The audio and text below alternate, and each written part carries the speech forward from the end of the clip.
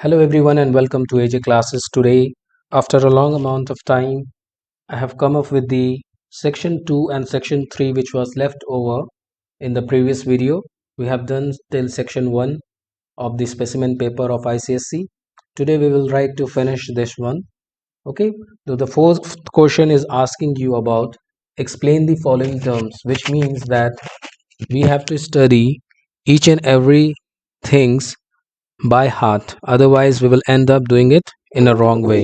Okay, कोई भी word इधर उधर हुआ तो आपका मार्क्स कट सकता है, तो इसलिए आपको बाय हार्ट लर्न करना होगा कुछ कुछ, जैसे कि ऑस्मोसिस है. For this type of questions I would refer you to just go through the points to remember at the end of your books. Okay, whatever book you are following, it doesn't matter, concise में भी given है, किसी भी book में मिल जाएगा. आपको and में जो छोटे छोटे क्वेश्चंस लिखे रहते हैं उसको आप गो थ्रू करिएगा. ठीक है, so the first question in here is asking about explain the following terms which is osmosis. So osmosis जो होता है ना, वो होता है आपका हायर कंसंट्रेशन से लोअर कंसंट्रेशन में सेमी परमेबल मेम्ब्रेन के थ्रू. ठीक है, so the answer for this one will be 3-1. Okay, so 4 का A answer will be the third one. Okay, now moving on to the next question, they are asking about photolysis. So photolysis, photo यहाँ पर presence of sunlight हो रहा है. ठीक है, तो answer will be splitting of water molecules into hydrogen ions and ये वाला oxygen in the presence of light in grana. This will be the answer photolysis का B का 1. Okay, now moving on to the next question, they are asking about from the second chapter, law of segregation. Okay, so the law of segregation, C का answer होगा 2 number. The two members of a pair of factors separate during the formation of gametes. This will be the answer for this question. Now moving on to the gitation, ये आपका transpiration of plants के chapter से लिया गया है. तो D जो guttation है वो पूछ रहा है, तो ये loss of water in the form of water droplets होना चाहिए. अब water droplets is also given in all the three, you can see the options. तो आपको सिर्फ वाटर ड्रॉपलेट्स तक याद करने से नहीं चलेगा, है ना. The first one is saying from the surface of leaf, second one is saying through the stomata and the last one is saying that from the leaf margin. खाली वाटर वेपर जो दिया है वो तो गलत हो गया, क्योंकि transpiration is water vapour, guttation is of in the form of water droplets. Okay, this portion you are correct, but कहाँ से? तो D का जो आंसर है आपका वो लास्ट वाला सही है. ये लूज लिखा हुआ है या loss of water in the form of water droplets along the leaf margin. This one is the right one. Okay, now moving on to the E, active transport. Active transport, the answer is the fourth one, passage of ions from its lower concentration to higher concentration through a cell membrane using energy from the cell. I hope आप लोगों को दिखाई भी देता होगा सही से. ठीक है, तो now moving on to question number 5. Explanation के पोर्शन में यहाँ पर ज़्यादा कुछ एक्सप्लेनेशन करने का था नहीं. क्वेश्चन 5 से एक्सप्लेनेशन करने की कोशिश करेंगे. ठीक है, और भी अदर क्वेश्चंस इसमें से अराइज हो सकता है. Now state the exact location of the following. आपको अब एग्जैक्ट लोकेशन बताना है इन चीज़ों का. जैसे कि first one they are asking in 5A as spindle fibres. So the exact location of spindle fibres is between the two centrioles. So the answer will be 1. 5 का A का पहला आंसर होगा 1 नंबर वाला. ठीक है, बिटवीन द टू सेंट्रियोल्स. अब इसका explanation यही है कि स्पिंडल फाइबर्स अपीयर होता है between daughter centrioles forming the achromatic spindle. Okay, ये आपका माइटोसिस मियोसिस वाले चैप्टर से लिया गया है. ठीक है, now moving on to the next, root hair. So the root hair extension of the cortex में होता है, मतलब इसका भी आंसर आपका होगा फर्स्ट वन.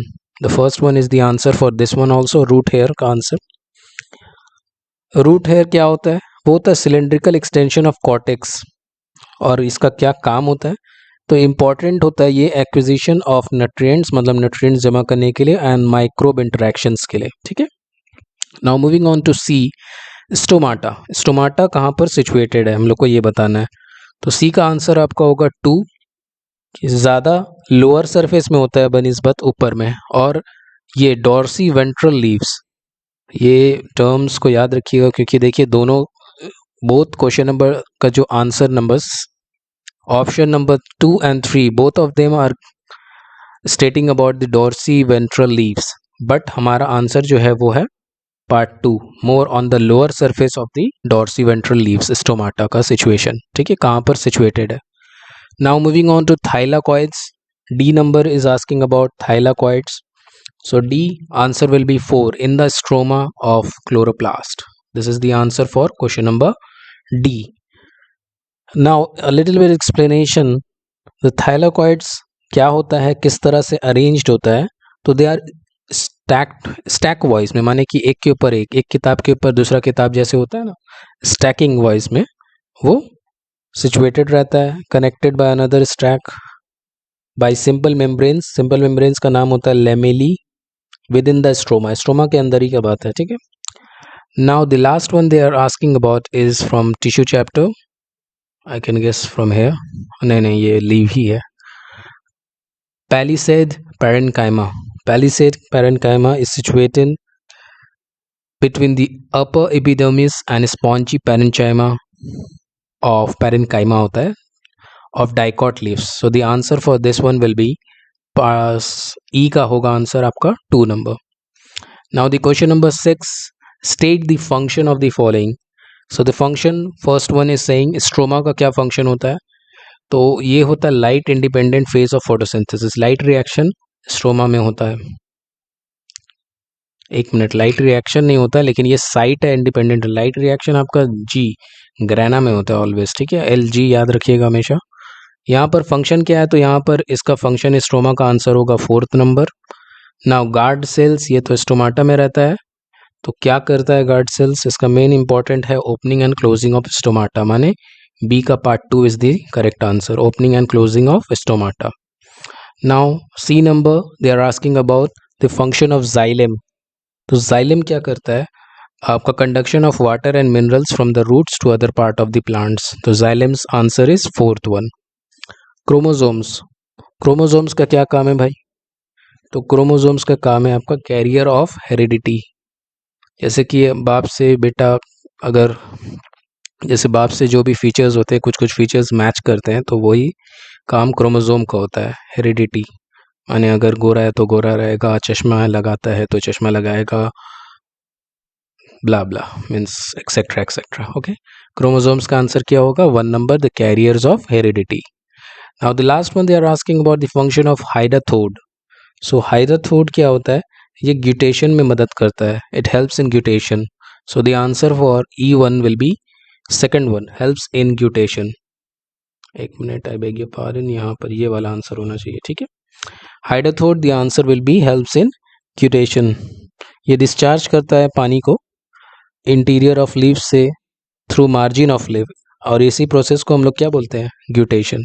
ठीक है, now moving on to section number 3, I would like to continue with this one and only 2 questions are remaining. I would like to continue and give you all the answers in this video only.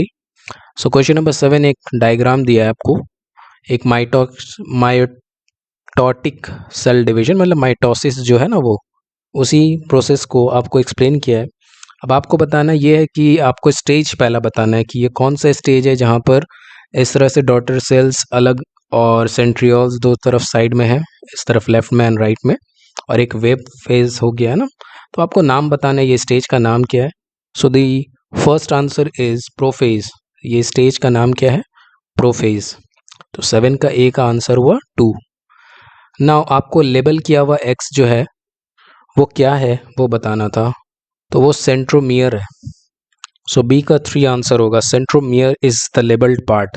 Okay, so the answer for B is 3-1, centromere.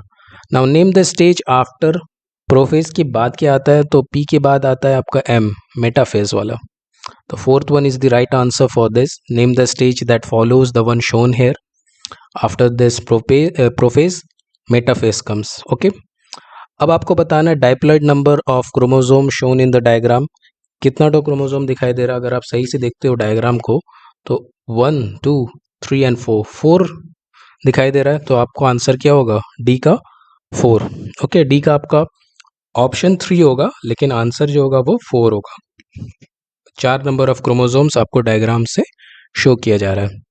Mention one important feature of this stage. इस stage का सबसे important feature ये होता है कि nuclear membrane जो है ना, ये डिसअपियर हो जाता है। ठीक है, मतलब गायब हो जाता है। मतलब हम आपका आंसर क्या होगा, ई का 3, न्यूक्लियर मेम्ब्रेन डिसअपियर्स। ओके, गायब हो जाता है। क्यों होता है?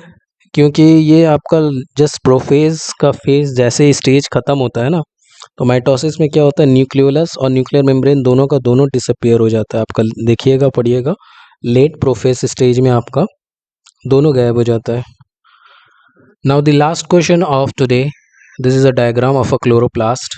ठीक है, so we have to, first of all they are asking about identify the cell organelle। तो ये तो क्लोरोप्लास्ट अच्छा ऑप्शन में दिया, हमको लगा ऑप्शन ही में नहीं था, 1 2 में देखा नहीं ना। ये देखिए fourth. So the first answer of answer question number 8 A is chloroplast. आपको आइडेंटिफाई करना था ये किसका डायग्राम है, तो ये डायग्राम है क्लोरोप्लास्ट का। नाउ आपको ए बी सी जो आपको लेबलिंग दिया है, वो तीनों का नाम आपको बताना है कि क्या होगा। वैसे लेबलिंग 3 दिया है और आंसर 4। ओ अच्छा अच्छा अच्छा, ठीक ठीक रे, समझ में आ रहा है। मतलब यहाँ पर मल्टीपल डायग्राम्स है ना। देखिए ये स्टैक्स जो किए हुए बी में, तो इसीलिए बी में ज़्यादा स्टैकिंग किया हुआ होगा। तो answer for this question will be A is stroma, B is granum and C is thylakoid. ठीक है, so the answer of 8B option number क्या होना चाहिए, तो वो आप खुद से ही देख लीजिए कि आपको क्या सुटेबल लग रहा है। पहला वाला ए का होना चाहिए ग्रैना, एक मिनट, ए होना चाहिए स्ट्रोमा, बी होना चाहिए ग्रैना एंड सी होना चाहिए थाइलाकॉइड। यहाँ पर सही से आंसर शायद दिया नहीं है मुझे जहाँ तक लग रहा है। जो भी आप लेबलिंग में ये देख लीजिए, ए आंसर होगा स्ट्रोमा, बी इज ग्रेनम, मतलब बहुत सारा है ना एक साथ, तो इसीलिए प्लूरल आप लगा सकते हो, and C one is thylakoid. So the last question of this one is saying the unit of light absorbed by chlorophyll is। तो ये बहुत ही इजी क्वेश्चन है। जो भी केमिस्ट्री पढ़ता है और बेसिकली जो भी साइंस पढ़ता है वो फिजिक्स केमिस्ट्री बायो तीनों ही पढ़ता है। तो प्रोटॉन न्यूट्रॉन इलेक्ट्रॉन को तो आप ऐसे ही हटा दीजिएगा, तो फोटोन आपका आंसर होगा। Unit of light energy packets होता है, ठीक है, जो कि एब्जॉर्ब करता है क्लोरोफिल। आई होप आपको अच्छा लगा होगा video. Thank you for all your support and keep watching AJ classes for more videos like this. We have complete today the specimen of biology, and now if you want any other subjects specimen to be solved, we will try to do it. Otherwise, thank you and best of luck for your exams. Bye bye, take care.